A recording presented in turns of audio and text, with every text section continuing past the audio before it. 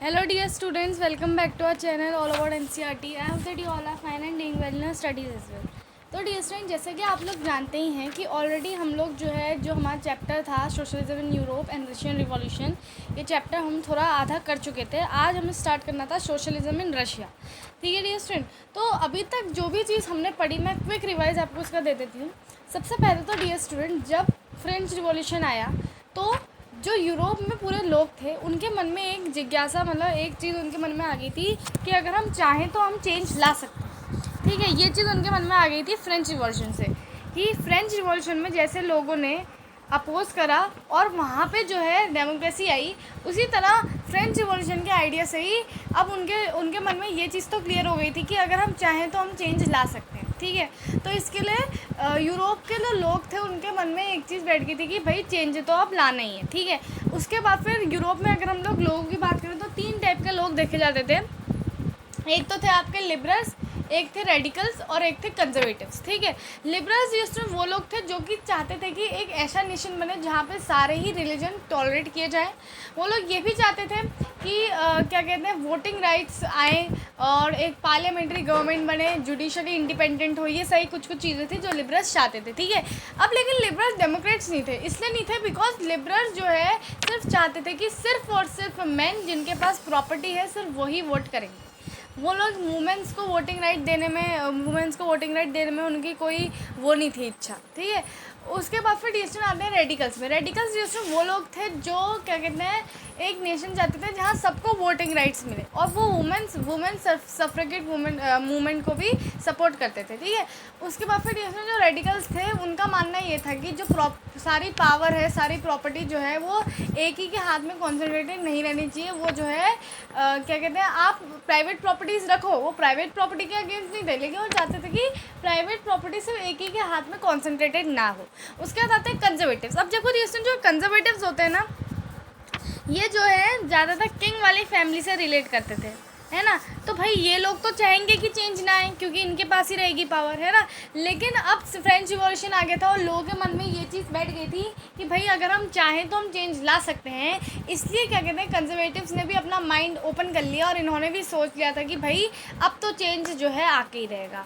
ठीक है, तो भाई अब इन्होंने कहा कि भाई चेंज इज़ इनएविटेबल, यानी कि चेंज को हम लोग रोक नहीं सकते, लेकिन चेंज आना चाहिए, लेकिन बहुत स्लो प्रोसेस से आना चाहिए और पास्ट को रिस्पेक्ट करते हुए आना चाहिए। अब कंजर्वेटिव्स ये कहते थे।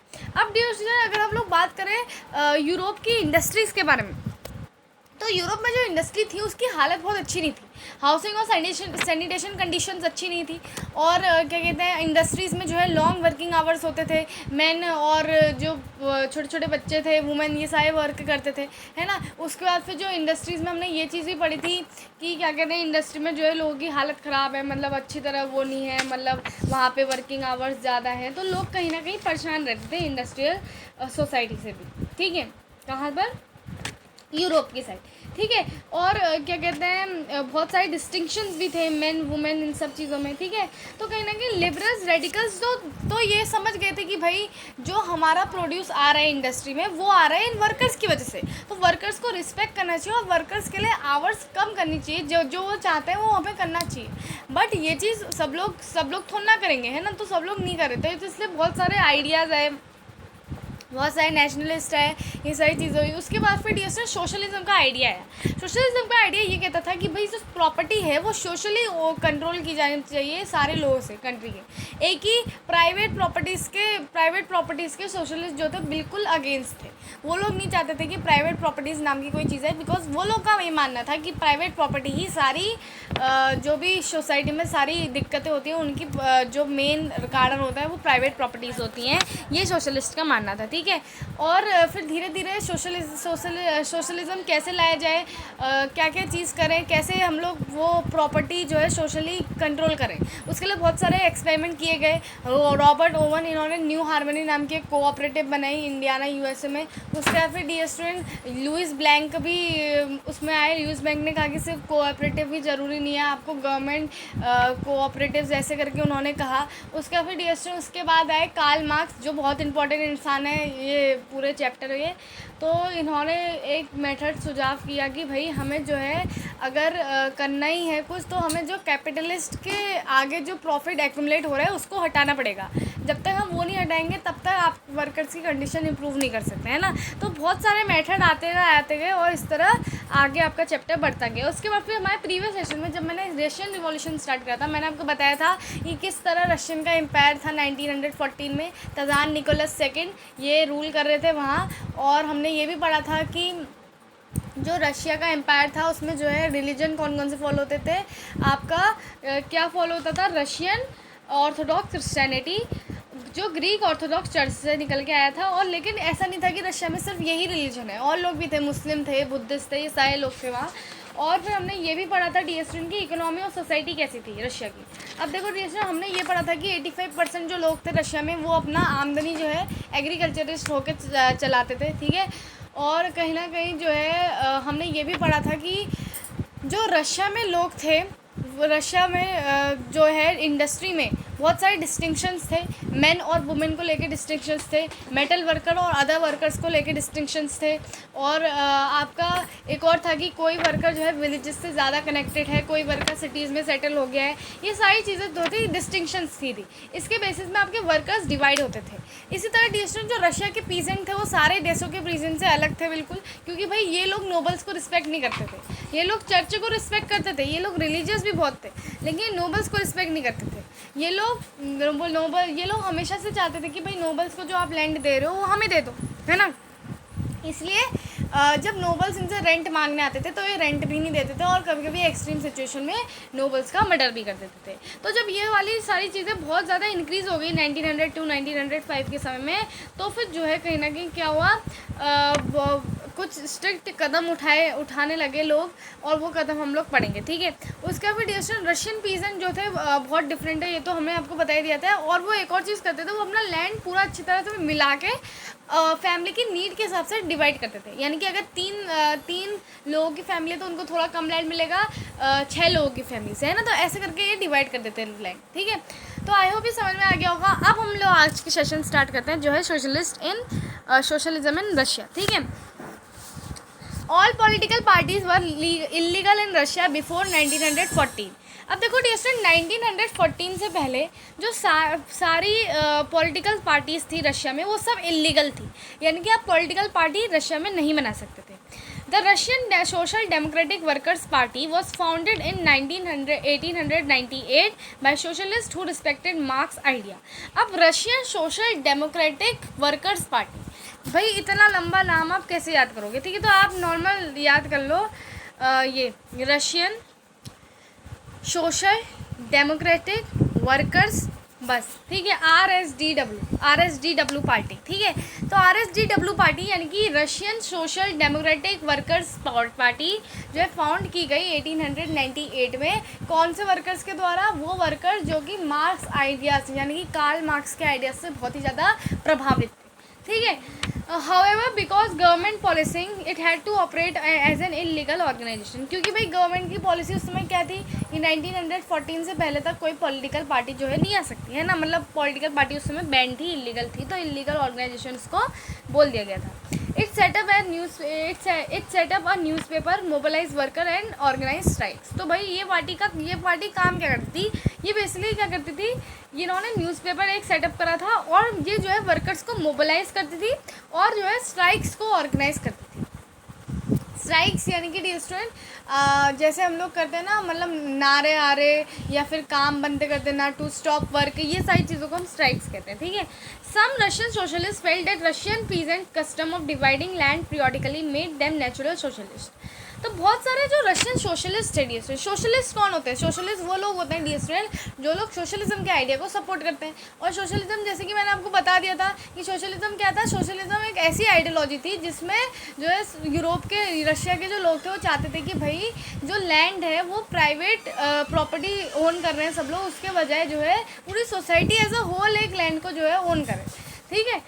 तो सोशलिस्ट जो थे रशिया के, बहुत सारे सोशलिस्ट को डिस्टन ऐसा लगा कि भाई जो पीजेंट है उनका जो है कस्टम वो डिवाइड करते हैं ना, मैंने बताया ना उनका मिर होता है, वो लोग पहले लैंड को कंबाइन करते हैं फिर डिवाइड करते हैं according to need of the family, है ना।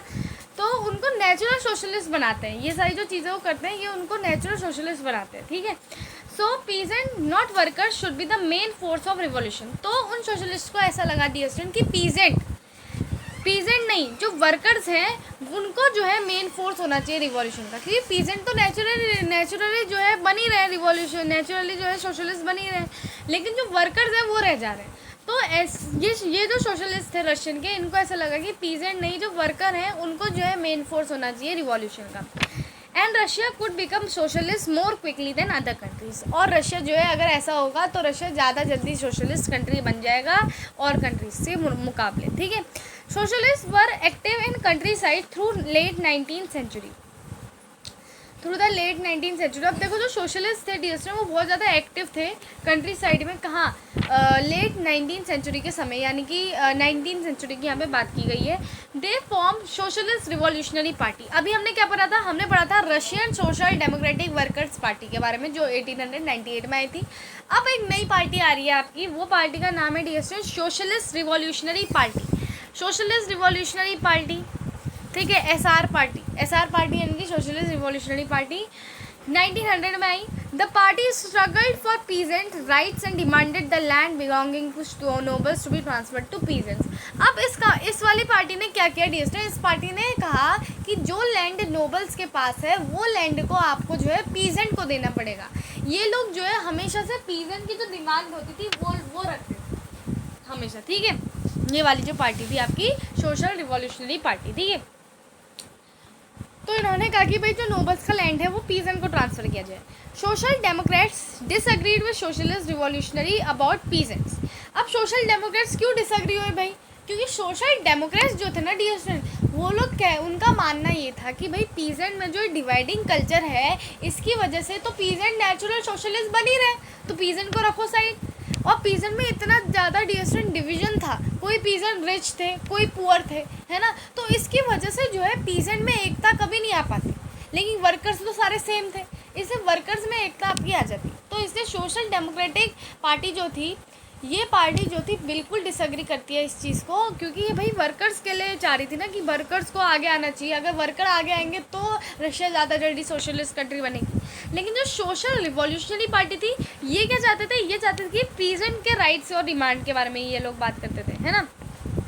तो इसलिए सोशल डेमोक्रेटिक पार्टी जो थी वो डिसएग्री करती है सोशल रिवॉल्यूशनरी से पार्टी से अबाउट पीजेंट, ठीक है।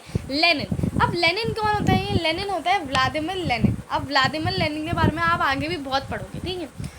Felt that peasant were not one United group. तो लेनिन को ऐसा लगा कि भाई पीजेंट जो है एक यूनाइटेड ग्रुप नहीं है, वही चीज़ यहाँ पे लिखी है जो मैं आपको बताई थी। सम वर पुअर अदर्स वर रिच, है ना, कोई पीजेंट बहुत पुअर थे, कोई पीजेंट जो थे बड़े रिच थे। तो इस डिस्टिंक्शंस की वजह से कहते हैं पीजेंट हमेशा एक नहीं हो पाएंगे, है ना।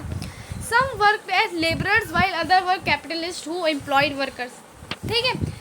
Given this differentiation within them, they could not be the part of socialist movement. इस differentiation की वजह से जो peasant है वो जो है socialist movement, जो भी ये socialist movement हो रहा है इसके part बन ही नहीं सकते, ऐसा लेनिन का मानना था, ठीक है।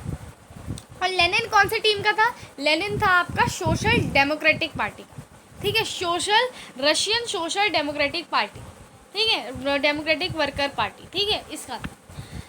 The party was divided over the strategy of organisation. अब जो ये पार्टी थी ना डियर स्टूडेंट, ये किस में डिवाइडेड थी, ये डिवाइडेड थी आपकी स्ट्रेटेजी ऑफ ऑर्गेनाइजेशन, ठीक है। अब देखो जो व्लादिमीर लेनिन थे who led the Bolshevik group यानी कि मेजॉरिटी वाला ग्रुप, जो बोल्शेविक ग्रुप, ये दो टाइप के ग्रुप होता है डियर स्टूडेंट, ठीक है। एक होता है बोल्शेविक, एक होता है आपका एक और है मेंशेविक्स, ठीक है। तो ये दोनों ग्रुप्स के बारे में पढ़ेंगे, ठीक है। Who led Bolshevik group thought that repressive society like Tsarist Russia, the party should be disciplined and should be controlled the number and quality of its member. Other Mensheviks thought that party should be open to all as in Germany, ठीक है। तो मतलब बात समझ रहे हो आप, Vladimir Lenin जो था वो बोल्शेविक ग्रुप को लेड कर रहा था और इनका मानना ये था कि भाई जो तजारिस्ट रशिया की जैसी ये जो सोसाइटी है ये जो है डिसिप्लिन होनी चाहिए और वो जो है अपने मेंबर्स की क्वांटिटी में और उनके नंबर में हमेशा चेक रखते थे। लेकिन जो मेंशेविक्स थे वो सबके लिए ओपन थे, उन्होंने कहा जितने लोग आना चाहते हैं आप आइए, हमें कोई प्रॉब्लम नहीं है ना। तो जैसे कि जर्मनी की बात की गई है, ठीक है। आई होप आप लोगों को समझ में आ रही होगी कहानी यहाँ पे क्या है, ठीक है। अब आता है डिस्टर ट्रिबुलेंट टाइम द 1905 रिवॉल्यूशन। अब देखो 1905 रिवॉल्यूशन के बारे में हम पढ़ेंगे। फादर गैपोन, इन सब चीज़ों के बारे में हम लोग इसमें पढ़ेंगे। विंटर पैलेस में जो चीज़ होती है और ब्लडी संडे, ये सारी चीज़ें आने वाली हैं, अभी बहुत मज़ा आएगा डिस्टर में आपको, ठीक है। तो चलिए अब हम लोग यहाँ पे आगे बढ़ते हैं। The Russia was an autocracy. अब जो रशिया थी डिस्टर, ये एक ऑटोक्रेसी थी। Unlike other European rulers, even at the beginning of the 20th century, the Tsar was not subjected to parliament. भाई पूरी प्योर ऑटोक्रेसी थी रशिया में, और यहाँ पे मोनार्की कब से चली आ रही थी। और अनलाइक अदर यूरोपियन रूलर, जो तज़ार था वो जो है पार्लियामेंट से सब्जेक्टेड नहीं था, यानी कि तज़ार के उसमें पार्लियामेंट वगैरह कुछ नहीं था। Liberals in Russia campaign to end this state of affairs. अब जो लिबरल्स थे रशिया में, उन्होंने जो है कंपेनिंग की, बहुत सारी चीज़ें करी इस स्टेट को एंड करने के लिए। Together with social democrats and social revolutionaries, they work with peasants and workers during revolution of 1905 to demand constitution. Liberals ने क्या करा, वो सोशल डेमोक्रेट्स के साथ भी और सोशल रिवॉल्यूशनरी के साथ भी मिलकर उन्होंने पीजेंट और वर्कर्स के साथ काम किया, और जो है रिवॉल्यूशन 1905 के रिवॉल्यूशन में कॉन्स्टिट्यूशन की डिमांड की। They were supported in empire by nationalist in Poland for instance and Muslim dominated areas by Jadidist who wanted to modernise Islam to lead their society. अब देखो डियर स्टूडेंट, ये जो लोग थे liberals वगैरह, ये जो सोशल डेमोक्रेट्स और सोशल रिवॉल्यूशनरी थे, इनको किसने सपोर्ट करा? इनको सपोर्ट करा नेशनलिस्ट ने, जो पोलैंड से आए थे, और मुस्लिम डोमिनेटेड एरियाज जो थे, जादिस्ट जिसको हम कहते हैं, मुस्लिम जादिस्ट जो लोग कौन थे? ये लोग थे मुस्लिम रिफॉर्मर्स, जो कि जो है रशियन एम्पायर के अंदर थे। मुस्लिम रिफॉर्मर्स जो रशियन एम्पायर के अंदर थे, ये लोग चाहते थे कि ये लोग बेसिकली मॉडर्नाइज करना चाहते थे इस्लाम को, ताकि वो उनकी सोसाइटी को लीड करे, ठीक है। आई होप ये कहानी क्लियर हो रही होगी आप लोगों को। कोई भी डाउट हो डियर स्टूडेंट कमेंट बॉक्स में पूछ सकते हैं, मैं एक बार फिर से आपका वीडियो ले आऊँगी, ठीक है।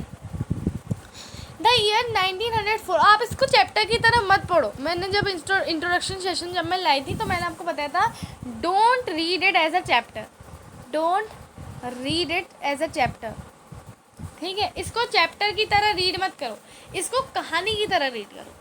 कहानी की तरह डियर आपको इसको रीड करना है, ठीक है। चैप्टर की तरह रीड नहीं करना है, कहानी की तरह रीड करना है, जो कि तज़ार निकोलस वाली कहानी है, और बहुत ही बढ़िया कहानी है अगर पूरी अच्छी तरह स्टेप बाय स्टेप क्लियर हो गई तो, ठीक है। तो 1904 was a particularly bad one for Russian workers. Prices of initial goods rose so quickly that the real wages declined by 20%. अब देखो ये जो 1904 का ईयर था ना रशिया के लिए, रिवॉल्यूशन आया कैसे 1905 का, ये हम लोग समझेंगे। जो 1904 का टाइम था रशिया के लिए, वो डिस्टेंट बहुत बेकार टाइम था रशियन वर्कर्स के लिए, क्योंकि क्या हुआ, जो इनिशियल गुड्स थे ना सारे, इनका प्राइस इतनी तेज़ बढ़ गया कि जो रियल वेजेस थी वो 20% से डिक्लाइन हो गई। कैसे हुई 20% से डिक्लाइन? क्योंकि डिस्टेंट क्या होता था, जब आपका प्रोडक्शन ज़्यादा हुआ, प्राइसेस बहुत जल्दी रोज़ हुए, तो लोग भी ख़रीदने में आनाकानी करते हैं, है ना, आनाकानी करते हैं ना लोग ख़रीदने में। उसके बाद लोगों ने ख़रीदा भी, रियल वेज भी ज़्यादा होनी चाहिए ना, क्योंकि भाई प्राइसेस बढ़ रहे हैं तो रियल वेज ज़्यादा होनी चाहिए वर्कर्स की, लेकिन रियल वेज उनको नहीं दी जाती थी, उनको सिर्फ 20% का उनका काट के उनको दी जाती थी, ठीक है। The membership of workers association rose dramatically. तो इसकी वजह से क्या हुआ, जो मेंबरशिप थी वर्कर्स एसोसिएशन की, वो बहुत तेज़ी से बढ़ने लगी।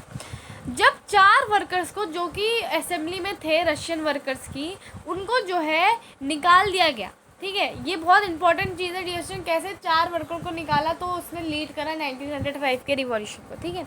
When 4 members of assembly or Russian workers which had been formed in 1904 were dismissed at Pitolov Iron Works, there was call for industrial action. तो इसमें क्या हुआ, एक कॉल लगी इंडस्ट्रियल एक्शन में। Over the next few days पूरे आपके 11 लाख नहीं डिस्ट्रेंट 11 मतलब 1,10,000 वर्कर जो थे वो सेंट पीटर्सबर्ग में गए, उन्होंने स्ट्राइक की और उन्होंने क्या डिमांड करा कि वर्किंग आवर्स, वर्किंग जो आप इतना तेज तेज हमें वर्क करवाते हो, इतना 8-10 घंटे, उसको रिड्यूस करो टू 8 आवर्स, और हमारी वेज इंक्रीज़ करो, और हमारी वर्किंग कंडीशन में भी इम्प्रूवमेंट लाओ। क्योंकि मैंने आपको शुरू में बताया था ना कि हाउसिंग और सैनिटेशन बहुत ही ख़राब था इंडस्ट्री में, लोग रह ही नहीं पाते थे अच्छी तरह। ठीक है, तो मतलब 1904 में हुआ क्या डियर स्टूडेंट्स कि भाई प्राइसेस बहुत, इनिशियल गुड्स के प्राइसेस रेज हो गए, और जो रियल वेज थी वर्कर्स की वो 20% से डिक्लाइन कर दी गई।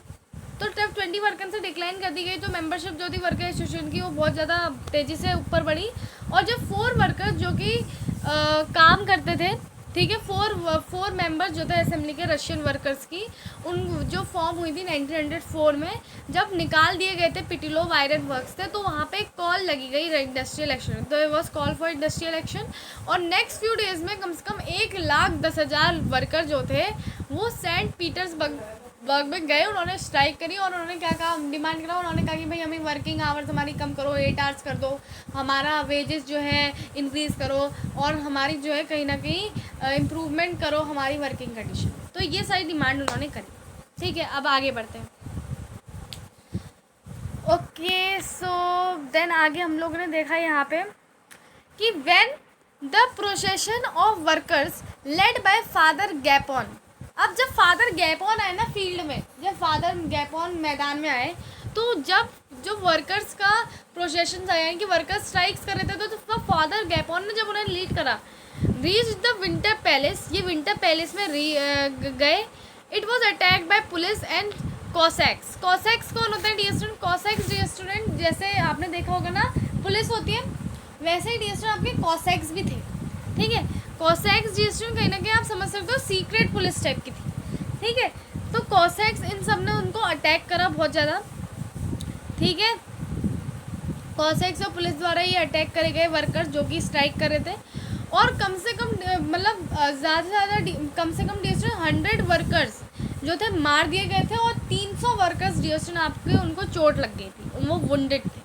द इंसिडेंट, जो ये चीज़ हुई इंसिडेंट, क्योंकि 100 वर्कर्स मरना डियर स्टूडेंट कोई मामूली चीज़ नहीं है ना। आप लोगों को लग रहा होगा अरे हमने तो हिस्ट्री में कितना पढ़ा है, इतना तो बहुत कम हुआ। नहीं, 100 वर्कर मरना डियर स्टूडेंट बहुत ज़्यादा होता है।